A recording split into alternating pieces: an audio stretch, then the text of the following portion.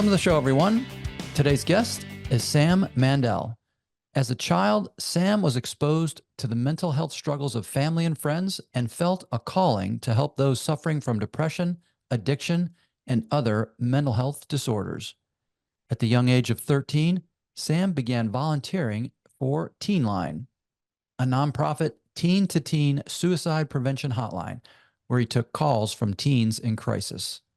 He continued to volunteer at numerous organizations serving people with mood disorders and became an advocate for providing better healthcare to underserved communities. In 2014, Sam co-founded, along with his father, Dr. Stephen Mandel, Ketamine Clinics Los Angeles, or KCLA, where he serves as Chief Executive Officer, responsible for day-to-day operations and non-clinical functions, and managing the staff of executives, doctors, and other clinical and non-clinical personnel. Under Sam's leadership, KCLA has grown to be one of the most successful and well-respected ketamine infusion therapy clinics in the world. I'm excited to have Sam on the show today to share his perspective on the mental health crisis in the world today and the role ketamine therapy can play in driving better health outcomes. And with that, Sam Mandel, welcome to the show. All right, thanks for having me. It's a pleasure. It's taken us a minute to get together, so I'm excited that we were finally able to get our schedules synced up and have this conversation. This topic has come up many, many times on my show. The whole notion of mental health and what's driving this increased rate of anxiety, depression, use of various drugs. Are we over-medicated? What amount of medication is necessary? Comes up over and over again. How do we treat this through physical, mobility? Are we sleeping enough? Are we drinking enough? Are we exercising? What are we doing with technology? All these different components. So I'm thrilled to have someone that's really an expert in this field on the show to share your perspective. So thank you for taking time today, Sam. Yeah, absolutely. Thanks for having me. So let's jump into it from the beginning and talk about how does a kid end up on this teenage helpline? But let's talk about childhood first, maybe in the perspective you had growing up. Your dad's a doctor. Talk a bit about childhood. Where'd you grow up and what was your family life like? Yeah, so I actually born in California, but I traveled the world at a young age. From 3 to 7, I sailed around on a sailboat with my family, 71-foot yacht with my father, my mother, and my 2 older sisters. So we went around the Really? Caribbean, the Bahamas, British Virgin Islands, down to South America. So I had a unique childhood, and Yeah. it definitely had a real impact on me. And, during my formative years from age 3 to 7, and who I am today, I think is definitely largely impacted by that adventure. And it was quite an adventure. It's incredible. So from 3 to 7, 4 years, were you at sea the entire time? No, we stopped at many islands along the way. So sometimes we just sail for a few hours between them. Sometimes it would be several days where we wouldn't see land, but we stopped and spent a lot of time on many, many islands, dozens and dozens of islands over that time, maybe well over 100. And there's just an enormous number of really gorgeous places to explore and enjoy. And so life really was just a big adventure. And Incredible. it was pretty cool. That's incredible. So you're bouncing from island to island. Was this like did you even have a home at this point, like a home on land, or were you strictly living off a boat? Living on the boat, yeah. That was, Wow. yeah. And you said 71 foot? 71-foot yacht, yeah. That's a big, is a motor yacht or a sailing boat? Sailboat, Sailboat. Yeah, monohull. that's a big sailboat. It's a good sized sailboat. It's not as big as you might think for 5 people to live aboard full time. I Sure. mean, there's definitely, it is a good sized boat. It also, wasn't super roomy Yeah. inside, especially when you think about, again, having, you're not taking a weekend or a week trip in it. Yeah. This you're living in this thing for years. So, but it was great. You really learn to just appreciate what you have, and you realize just how much you really don't need.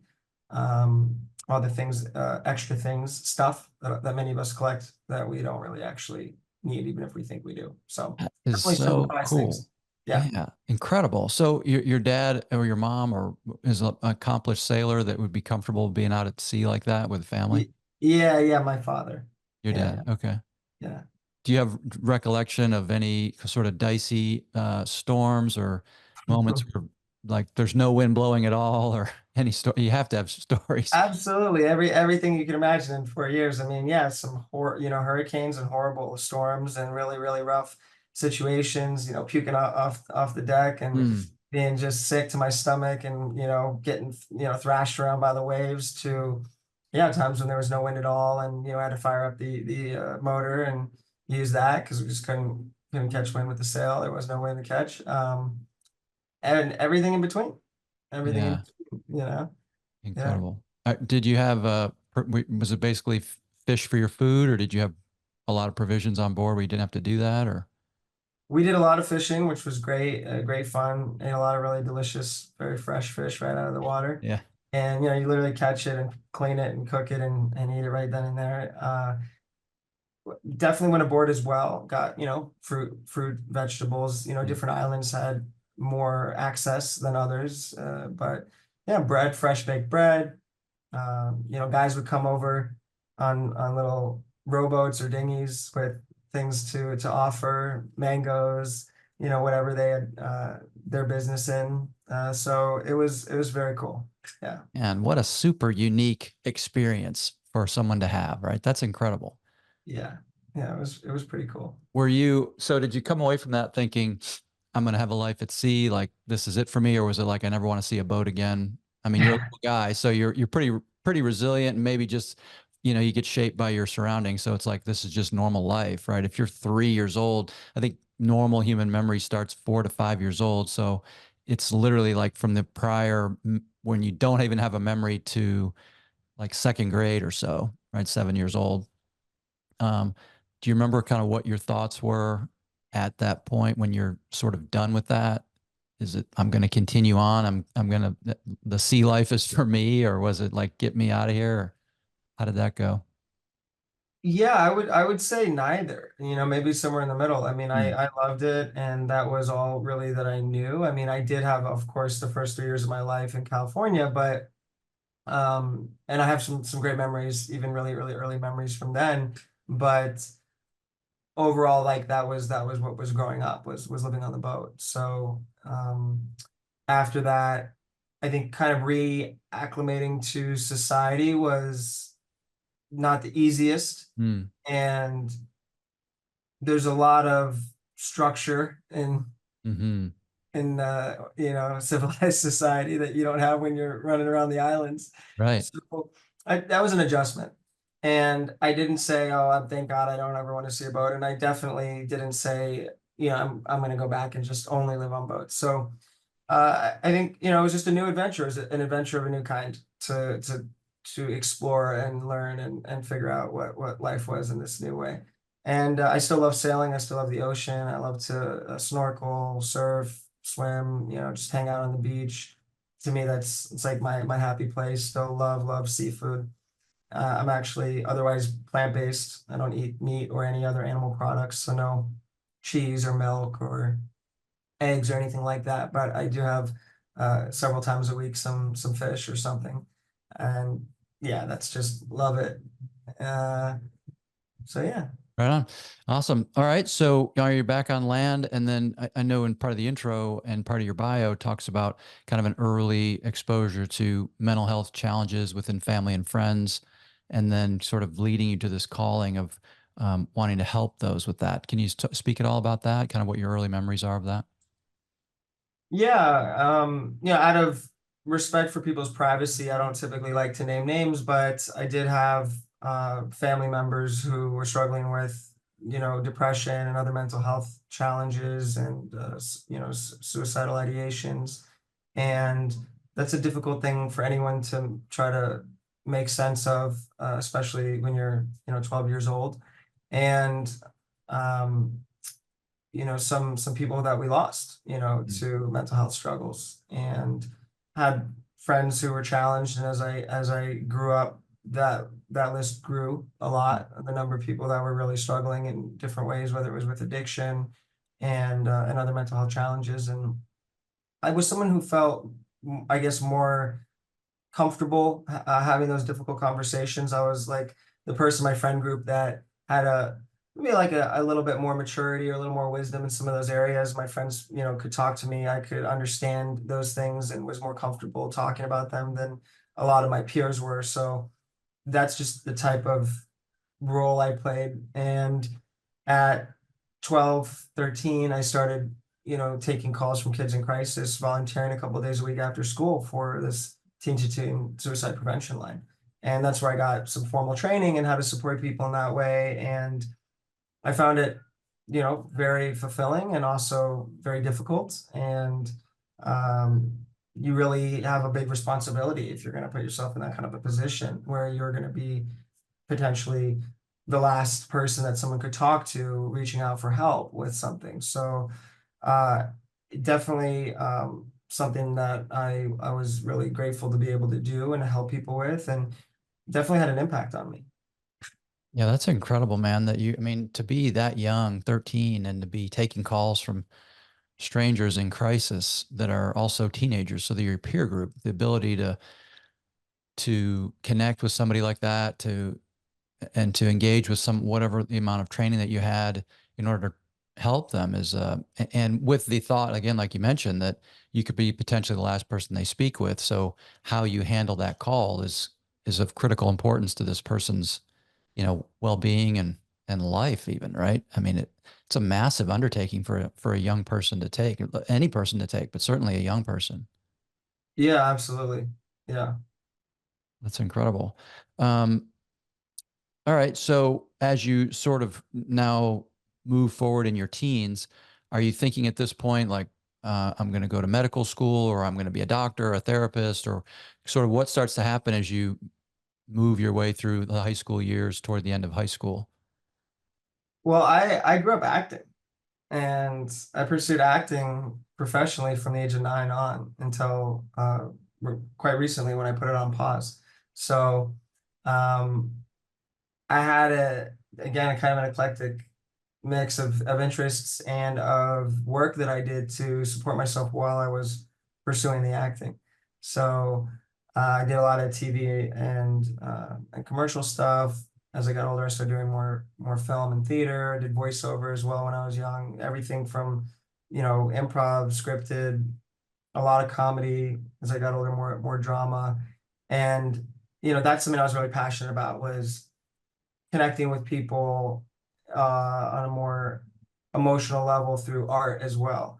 And I think for me, I always just had a strong desire to make a meaningful and positive impact in the world from a really young age. I wanted to bring a sense of like logic and reason and compassion to the world that I felt from a young age was just missing.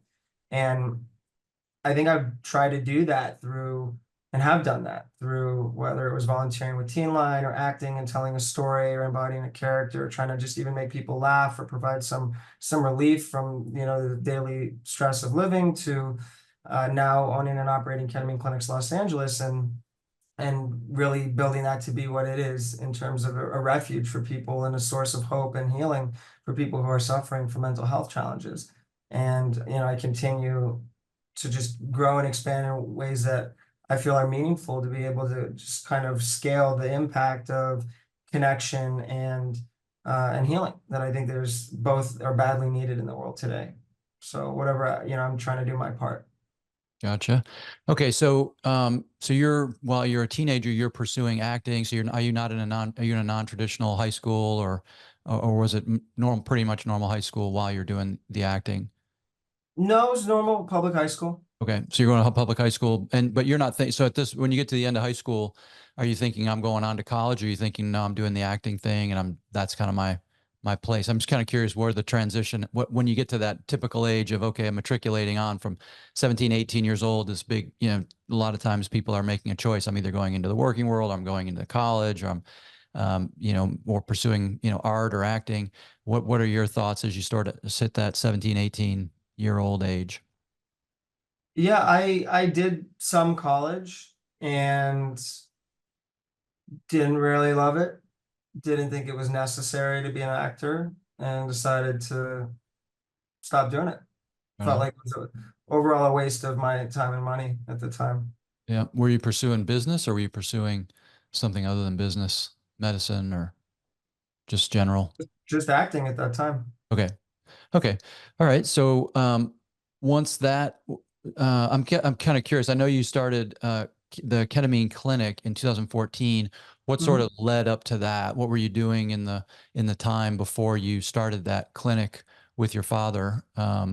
That sort of was the impetus for that. This idea that, hey, we can start one. This is the thing to go do. You know, my father brought to my attention some of the early research that was being done with ketamine for mental health, and was excited about it. And naturally, I became very excited about it as well. And it was just like remarkable results that they were getting, and yet it was not something that really anyone was talking about. Most people had never even heard of it, and it just seemed like a great opportunity to explore. And when we started, the more I looked into it and the more I saw any articles that had come out or any clinical research, it was all very positive, the actual outcomes, but um, the overall consensus was that we needed, to wait, or that there wasn't enough data or enough information, which I just thought was kind of interesting because everything was so positive, and this medicine, ketamine, has been around for a very long time, more than 50 years. It's synthesized in the 60s, FDA approved in the 1970s. So we know it's a very safe medicine, and we know there's such a great need for solutions for depression and other mood disorders. And we have demonstrated that this has really tremendous potential, but then everyone would say, oh, I don't know, maybe we shouldn't really, do anything with it right now. So we just decided to start offering it to some people. The results were nothing short of miraculous. And that was really motivating to say, this is something we gotta really we gotta scale this. We gotta make it more accessible. We gotta make this a focus to be able to provide this to people, because it's just too good not to. It'd be wrong, really, frankly, not to figure out how we can make this thing available, because it was that good. So I'm not sure that the audience has a lot of knowledge of ketamine. I know I didn't have much knowledge, so I started doing research. But talk about ketamine, what it is, what the therapy is, and what it's being used for from a treatment perspective. Yeah, so ketamine is an FDA-approved anesthetic, and it's also used as a pain reliever or an analgesic. It can be very, very good in that way, as an alternative to opioids if someone's injured or in an accident or something like that. Um, it's used in veterinary medicine, so some people know of it as a horse tranquilizer or a cat tranquilizer. It's also used on the street recreationally, so some people know of it as Special K. And it's just a very ubiquitous drug. It has a lot of different identities. And in the last 20 plus years, it's been proven as maybe one of its most recent additional indications as an antidepressant, and a really, really effective treatment for PTSD, anxiety, suicidality, and a variety of other mental health conditions. And when it's used to treat mood in the way that we're using it, it's generally done as an IV infusion. There are some other routes of administration that we can talk about, where people might get it as an intramuscular or IM injection, or a shot, or a nasal spray, or a troche, or a lozenge that dissolves under the tongue, sublingually. They all have their place. They can all be beneficial for people. The safest and most efficacious is the IV infusion. That's the route of administration that we specialize in, and that's what 90+% of the research has been on. So when it's used as an IV infusion or with any of those other routes, it's a much smaller dose than has traditionally been given for sedation for surgery. So a sub-anesthetic dose. So people are receiving a small amount. It's not a microdose. They are having they are feeling altered by it. It is enough to notice that you're taking it, but you're conscious and awake the entire time. And then is it something that has to be continued, or is there a series of therapies that are part of the protocol, and then you're sort of it's either going to work or not work, or you're done, or is it just now you're just going to continue throughout your life in order to keep any symptoms at bay? Yeah, it really varies pretty widely. So the initial course of treatment is 6 infusions over 3 weeks. So it's twice a week for 3 weeks, and each infusion is about an hour long. We make people comfortable in a recliner that lays flat with pillows, blankets, noise canceling headphones, sleep mask, relaxing music, and they have this inner journey. that's, can be really profound psychologically, as well as the neurochemical processes that are going on in the brain that can really promote neuroplasticity and healing and healthier neurochemistry. People will get an average of 3 months of relief from that. It can be shorter or longer. We've had some patients go more than 2 years. Others have only had, several weeks. It really varies, but on average about 3 months. And then people will come back for a pair of boosters, usually 2 infusions a day or 2 apart, to extend their benefit. And usually over time, they come back less often, not more. So they're able to get more mileage out of each follow-up session. Some people, whether it's life circumstance that had really kind of gotten them depressed or contributed to the depression, or for whatever reason, they're able to kind of use this to get back on their feet and put in healthy lifestyle optimization, and they don't actually really need to come back, at least so far. I mean, some of them have gone long-term and they're thriving.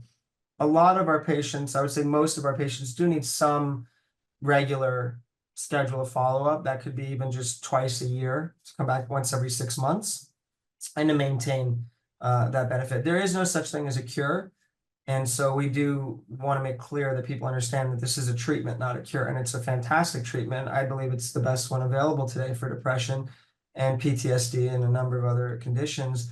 Though it's not perfect, it doesn't work 100% of the time. Nothing does. We have an 83% success rate, which is remarkably high.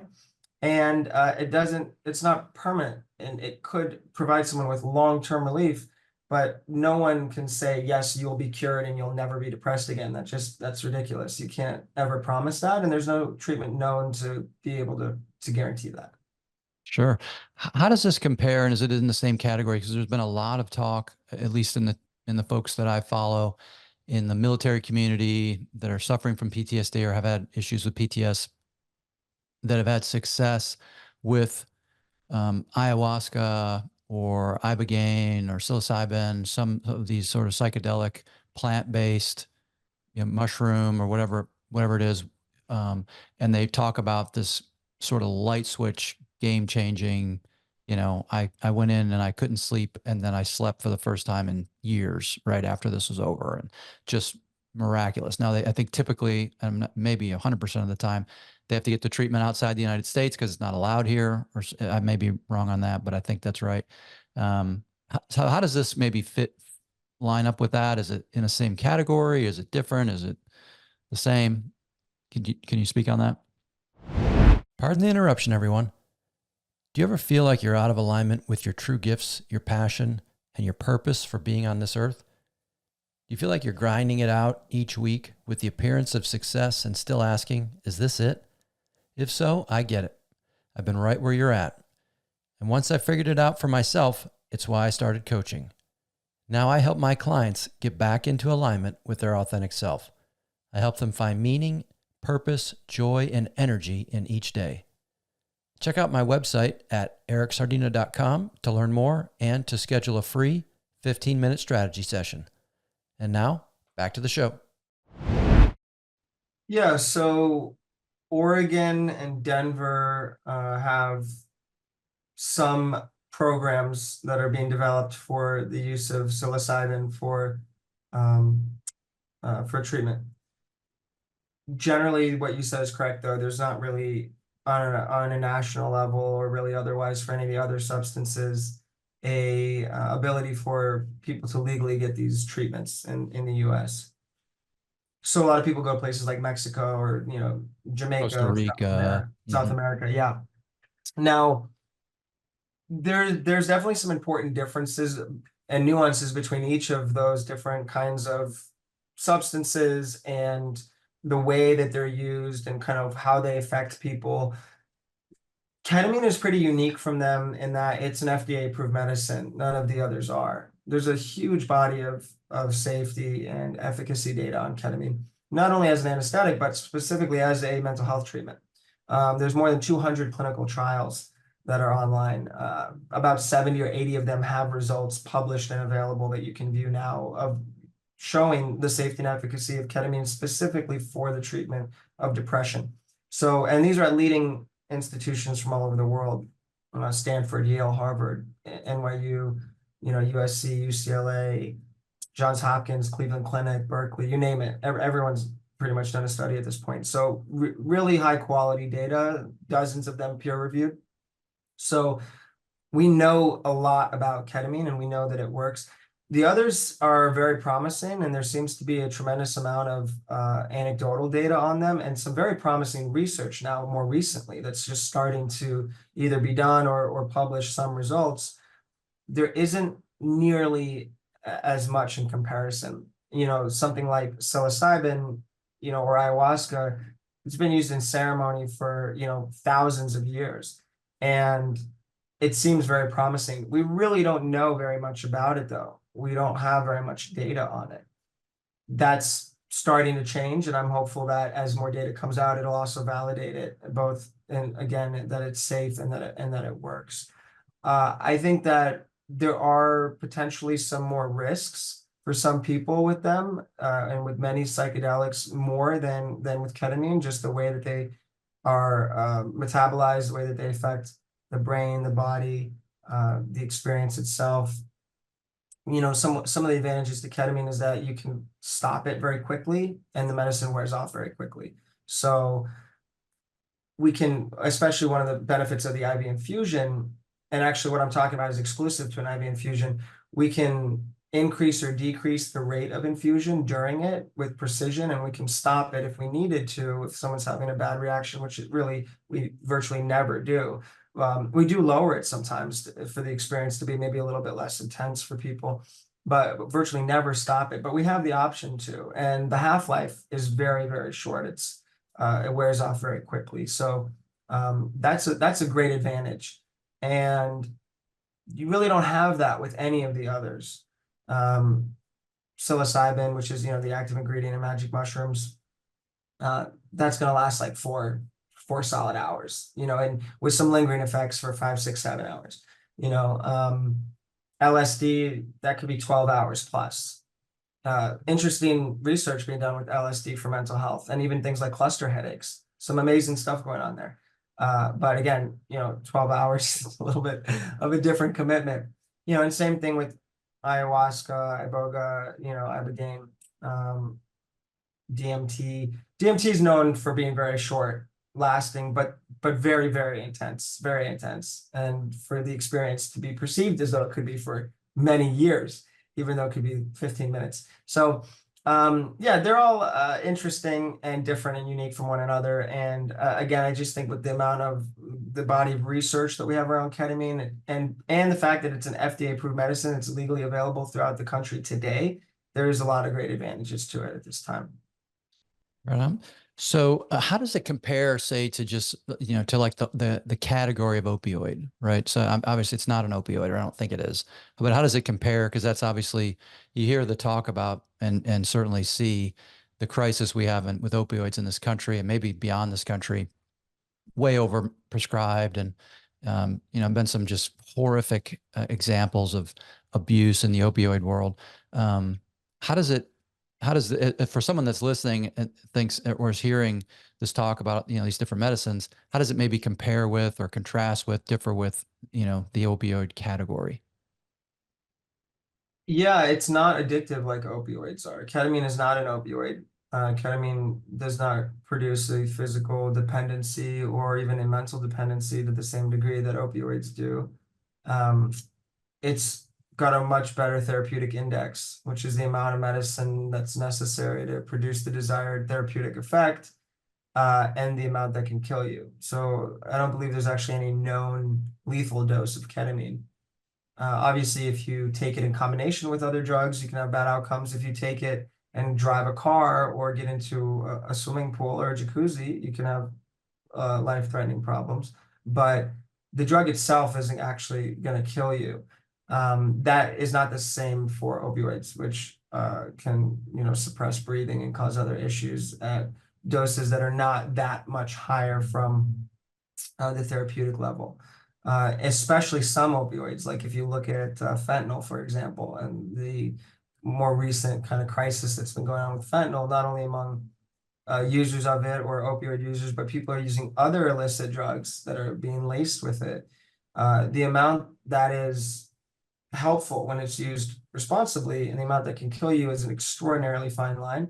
The size of, like a grain of rice, that quantity of it can kill you. So it's a pretty risky drug, even when it's used by a licensed medical professional. You have to really be careful what you're doing with it. Ketamine is not like that. Ketamine is quite the opposite. So there's a lot of important differences there. Right on. I know just from doing some research on your website, and you mentioned the jacuzzi, which kind of brought back the thoughts. I know there's a section there about talking about the Matthew Perry death, right? So Matthew Perry's death, which I didn't realize I guess after all that was said and done, they came back and there was some talk about him having ketamine in his body. But in reading the article on your website, it talked about the massive amount of ketamine. So for those that may have heard via the news or whatever, Matthew Perry died with ketamine in his body. Do you want to maybe speak to that and kind of what the differences were and what he was actually had going on with his body versus just what you're talking about and using ketamine for therapy? Yeah, I think the reporting was really irresponsible and in some cases even malicious. There's a lot of stigma around ketamine. People like to sensationalize things. The media likes to sensationalize. Uh, Ketamine is also a cheap generic drug, and the patent is up. The margins on it are low. So there's not really any pharmaceutical manufacturer that's trying to protect its reputation. As a matter of fact, there are some that want to sabotage it because it takes away from their higher margin For drugs. sure. Yeah. So when things happen like what happened with Mr. Perry, it's an opportunity for people who feel threatened by ketamine to say, look how bad it is. And they do that any chance they get. Fortunately, there's really the events that are bad, for lack of a better word, that happen with ketamine are actually pretty few and far between. But sometimes bad things happen, and they are exploited, and it's really unfortunate. So with the case of Matthew Perry, I mean, he was in a jacuzzi by himself in a hot tub, and he had taken more than 10 times the amount of ketamine that is given in a therapeutic context for the treatment of depression. It was enough to produce a general anesthesia. He also had an opioid in his system and a benzodiazepine, both, powerful sedatives. So it was a combination of all three of these drugs that caused him to become incapacitated and drown. And he ultimately drowned. And I think there's a very good argument to be made that if he was perhaps laying in bed at home or in a different environment, that he would still be with us today. So there's no doubt in my mind and in many people's minds that this saying it was the acute effects of ketamine is just factually false, and of course, a lot of people became very afraid of whether or not ketamine was a safe drug for people to use for mental health. Of course, the articles also mentioned that he had some ketamine treatment like a week or a week and a half before. And then they went on to say, but there's no way that could have been connected to this because the half-life is 3 hours. But just mentioning it and saying, oh, by the way, he had this treatment a week ago, but don't worry, that didn't kill him. Well, a lot of people just went, wait a minute, what? Right. And it made people afraid. It made a lot of people afraid. We had people emailing us saying, I have an appointment next week. Should I cancel it? Should I come in? Like, I don't know if they're questioning that decision now, and not now, but at the time they were. And we had someone reach out, oh, this is the only thing that ever helped my husband. And now I'm wondering if it's okay for him to continue to do it. So that's just terrible, really, really bad. And I think fortunately, a lot of people who had those concerns have had those concerns addressed. Yeah, it's a tough thing. And obviously the loss of Mr. Perry is very, very sad. And we've expressed many times our sincerest condolences to the friends and family who knew him personally. And obviously people who didn't know him personally were also really affected by the loss. A lot of fans and people who really loved his work. And it's just not a good basis to demonize ketamine. Yeah. It's unfortunate, how poor the media and journalism is these days, how poorly it's done as a profession. It's truly, I think most of it is done for clicks and likes and Yes. the more extreme and the more salacious you make a story, the more likely it is to get read and reread and shared. And so it's terrible. I've lost all faith in journalism as a rule. I mean, as an overstatement, but it's not far from the truth for me. It's so hard to know what you're reading and what the agenda is behind the article, and really the same for me goes to the FDA. I used to consider the FDA to be this bastion of truth, and now I kind of think there's so many other agendas behind what's going on and what's FDA approved and what's not, and who paid for what to get an FDA approval or not. And it's crazy. You talk about the patent coming off a drug, and then how the drug companies and the power that's behind those companies, how they will basically attack that, or because they're trying to create a new patented drug that might be, 1 degree different than the one that just came off patent, but now offers them massive margins. It's also true that you're not going to get a lot of clinical studies done on a drug that has no patent, because there's no money to be made in it, right? So who's paying for those studies? Typically the ones that can benefit from the result. If there's no money to be made, there's no money going to be spent on a study. It's, and so then you're like, well, we're really not trying to find the truth here. We're not trying to find what the best therapy is. We're just trying to present a case to make some money, and it's terrible. I used to, yeah, again, I used to think so much of the FDA and how important it was. And you look at the food pyramid, it's a joke. I mean, it might as well be turned upside down. And yet this is FDA approved food. And it's like, man, we're killing ourselves with the food that we eat. So let's talk just for a minute, if you don't mind, about mental health in this country. Because if you look, and I've said this so many times on the show, that since the advent of the iPhone, I have an iPhone, right? So I love technology, and to me, it's a tool, and it's like any tool, it can be used for good or it can be used for harm, right? Depends on the user and depends on what their intention is. At the same time, there's no denying, I think, that the mental health in this country has gone dramatically down since the advent of the internet, and there's no putting it back in the bottle. It is what it is. But and social media and the kind of the constant news cycle and some of the things that we're doing from a technology standpoint to ourselves, that for all of our human development, we didn't have to deal with until the last 15 years, right? With the advent of social media and the iPhone. So, have you thought about that in terms of, when I mean, you guys are you're right in the hornet's nest of fighting mental health, right? And dealing with mental health challenges. You're sitting right in the front lines of it. Have you thought about, or do you counsel and talk with your patients, or what is your reaction to this idea that we need space from technology, and I don't, those are my thoughts, that we need space from technology, but what is your take on the whole modern crisis we have going on in mental health, and maybe how it's overlaid with technology and or other impacts, other things that are influencing that? Yeah, I mean, it's a complicated issue, and I don't hold myself out as an expert on all the dynamics there. I think it crosses so many different categories, but my thoughts are that, just like with anything, it's about how you use it, and are you using technology, or are we letting technology use us? I think in so many ways that the tail is wagging the dog these days, and you said it very well with journalism, and used to write a great piece or write something that was important, and it would resonate, and a lot of people would engage and share. Now there's more manipulative tactics on a lack of concern for quality, and more of a focus and a concern and a need for survival, maybe even because of the way that the pay structure has shifted, to just get something out there that's going to get a lot of people riled up, even if it's false or if it's misleading. And I think that really comes down to a lack of integrity.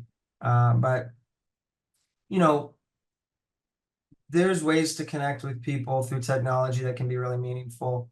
I think overall, we have definitely been consumed with living through a screen through our work, and then socializing or connecting with people through screens as well, through social media.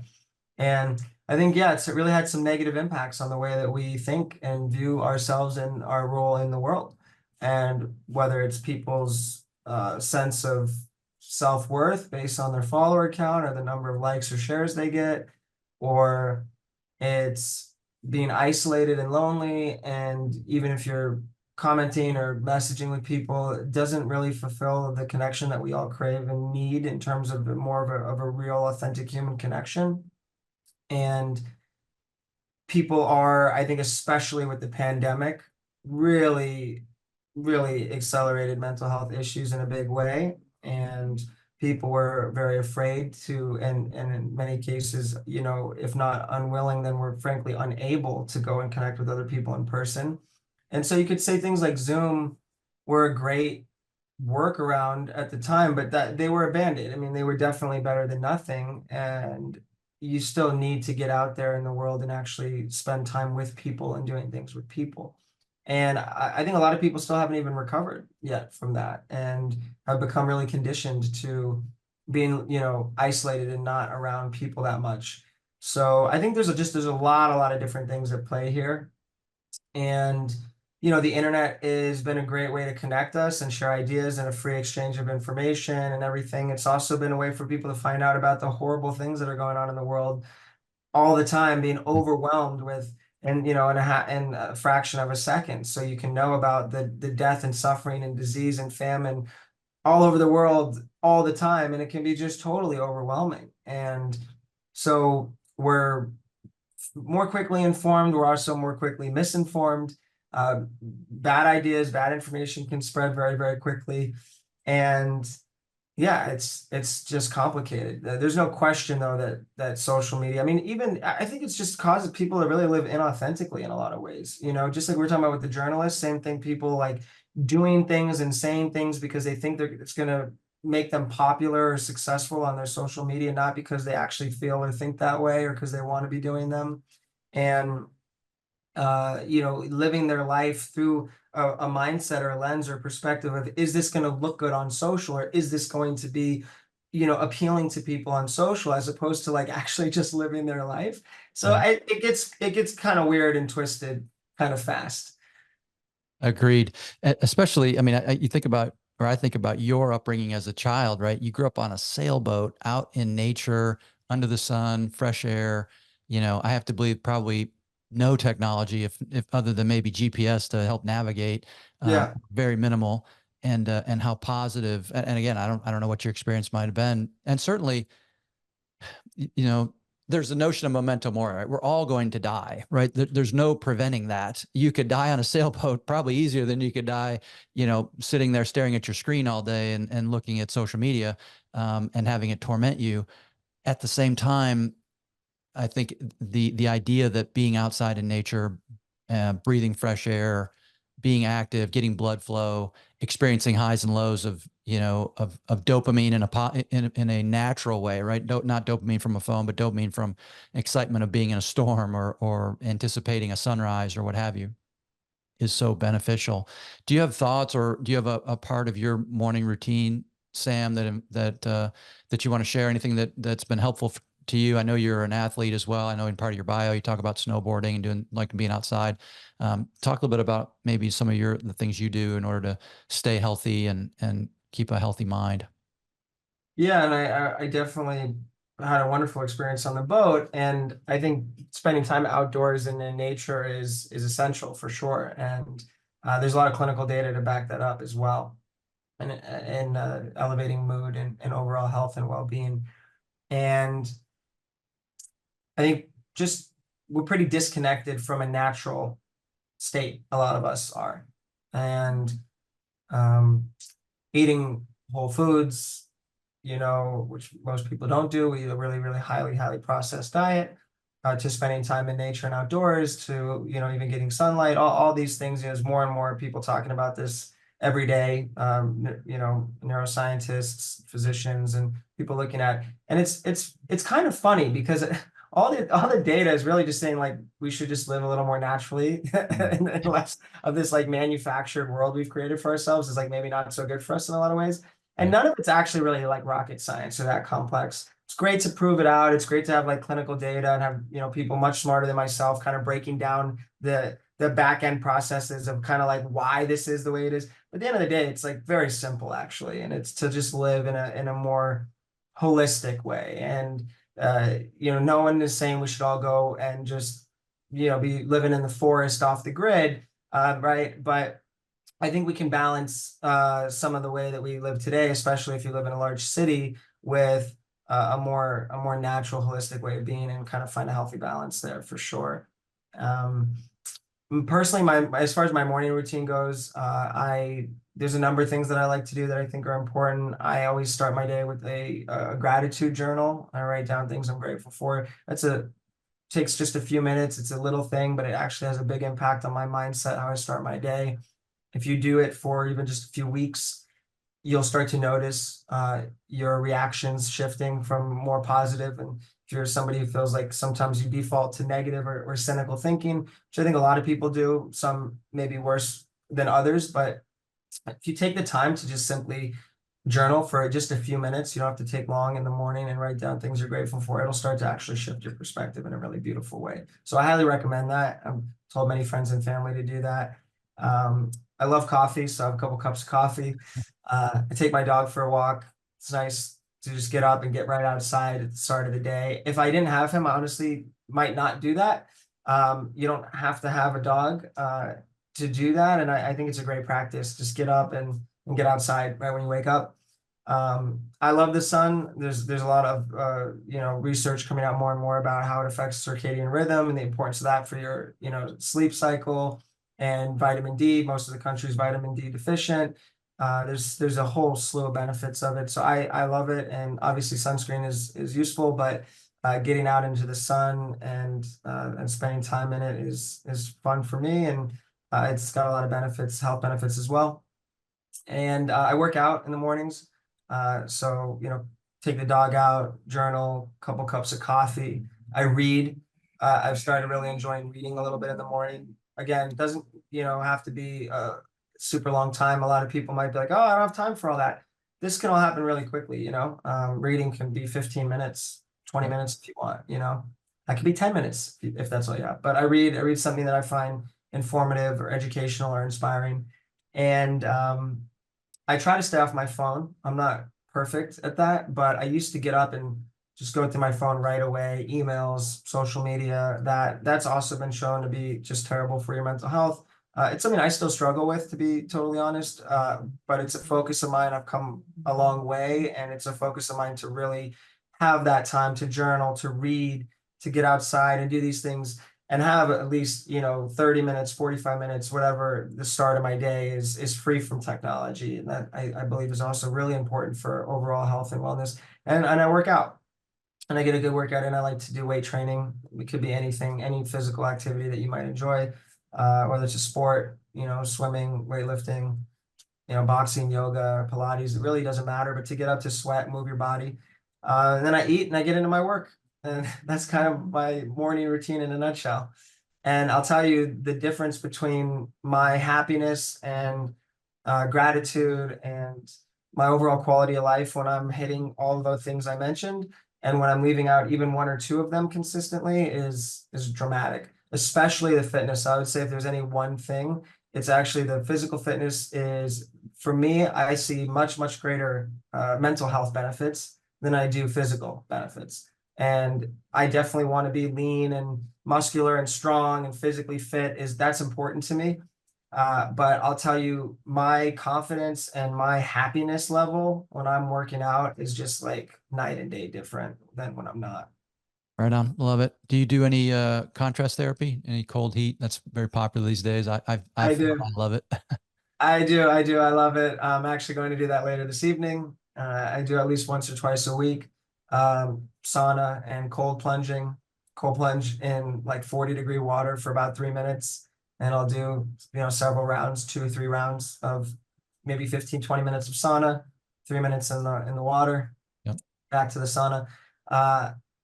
Yeah, I think it's cool. I think it's cool, and I like it. I don't think it's like something that you have to do if you want to be healthy or Right. happy or anything like that, but it's definitely something that you can add to your routine if you want, for sure. I enjoy it. Yeah, I agree. I think sleep, nutrition, exercise are kind of the top three for me. And then, I love cold therapy. I don't have as easy access to heat. I've done contrast and it is awesome, but it's harder for me to get to heat than it is to get bags of ice and get in the tub. And Yeah. so we do have some in Dallas now. We're starting to get some of these, and you probably have had them. California, I think, sort of leads the way on a lot of these wellness things, but we're getting clinics that are getting set up that are now contrast therapy, wellness centers. So you go in and there's sauna there. You can, cold plunge right next to it, and you can go back and forth. We're starting to get those popping up, and I think that's a great thing. Awesome, man. So just let's wrap it up. But what are you excited about for KCLA, and what's on the horizon for you? What's on your radar? Yeah, well, we just launched transcranial magnetic stimulation not that long ago, TMS, which is a relatively newer intervention for the treatment of depression.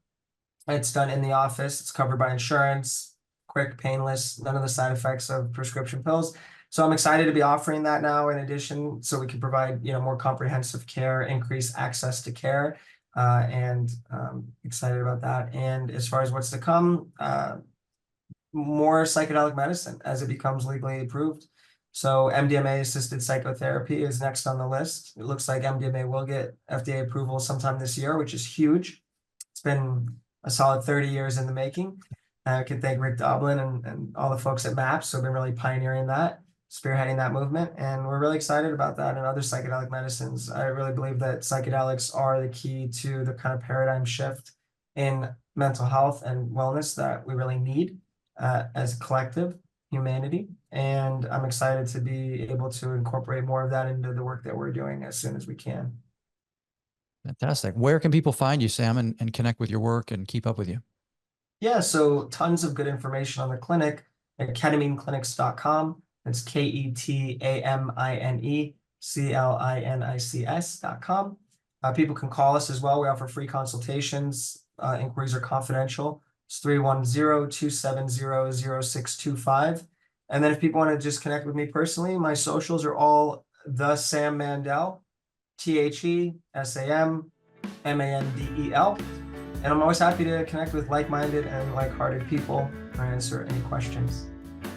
Fantastic. Great conversation, Sam. I so appreciate you taking time to be on the show today. I really enjoyed chopping it up with you. And yeah, thanks so much for your time. Humbled you're here. No, thank you, Eric. I appreciate you and just creating a platform for people to be able to share and learn. And it's been really great chatting with you. Thank you. Likewise. To our audience, thanks for taking the time to listen. Always humbled that you do that. If you would share the program with a friend, write a nice review, give us a rating. 5 stars always appreciated, but we'll take anything you can give us, and it helps us reach a broader audience. Until next time, friends, I'm Eric Sardina. You've been listening to the Return to Authenticity podcast, and bye for now.